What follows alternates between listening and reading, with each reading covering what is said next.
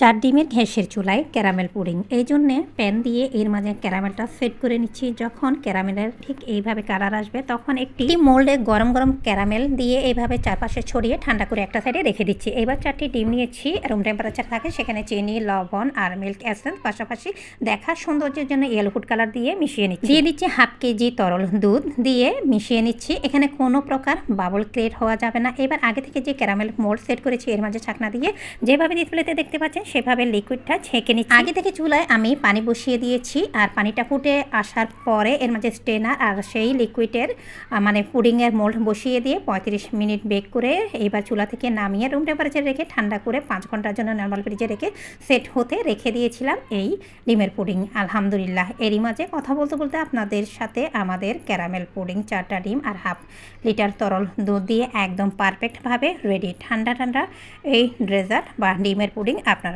Serve করতে পারেন।